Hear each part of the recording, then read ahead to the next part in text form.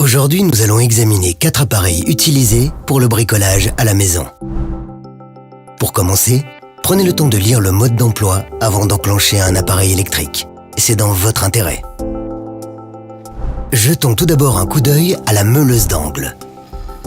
Portez uniquement des vêtements ajustés et rien qui pourrait se prendre dans l'appareil et qui transformerait alors la séance de bricolage en véritable cauchemar.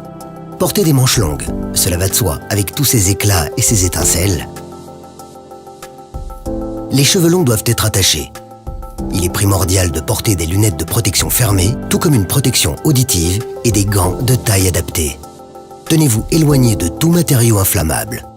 Vous comprenez, les étincelles. Passons donc à la pratique. C'est parti. Fixez bien la pièce à meuler, éloignez le câble et tenez la meuleuse d'angle fermement à 2 mains. Très important lorsque vous avez terminé, laissez le disque de la meuleuse s'arrêter avant de déposer l'outil. Lorsque vous utilisez une perceuse, ne portez rien qui pourrait se prendre dans l'appareil et retroussez vos manches, puis rabattez-les vers l'intérieur. Il est impératif de porter des lunettes de protection. Choisissez la mèche adaptée au matériau que vous souhaitez percer. Retirez la clé de mandrin pour qu'elle ne se transforme pas en projectile. Fixez la pièce que vous voulez percer. Tenez la perceuse fermement à 2 mains. Veillez à adopter une bonne position. Si possible, ne percez pas à hauteur des yeux. Le danger ne provient pas du trou, mais de ce qui en sort. Ah, la scie sauteuse, un merveilleux outil. Il coupe aussi bien le bois que les câbles et parfois aussi quelques doigts. Les 2 derniers éléments de la liste doivent absolument rester entiers. Il faut donc respecter quelques points.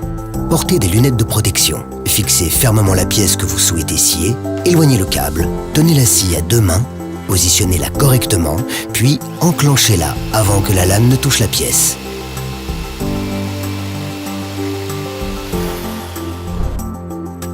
Un nettoyeur haute pression n'est pas un jouet. Pour vous protéger des petits objets qui sont projetés tels que des cailloux, veillez à porter une tenue adéquate et des lunettes de protection. Et comme pour tous travaux à l'extérieur, branchez votre appareil uniquement à une prise munie d'un disjoncteur FI. Tenez votre nettoyeur à au moins 30 cm de l'objet à nettoyer, afin que ce dernier soit propre, mais ne subisse pas de dégâts. Ne laissez pas l'appareil sans surveillance lorsque vous avez terminé. On peut jouer avec un pistolet à eau, mais pas avec un nettoyeur haute pression. Résumons. Lisez le mode d'emploi, portez un équipement de protection. À l'extérieur, utilisez toujours une prise munie d'un disjoncteur FI. Le BPA vous souhaite bien du plaisir lors de vos activités de bricolage.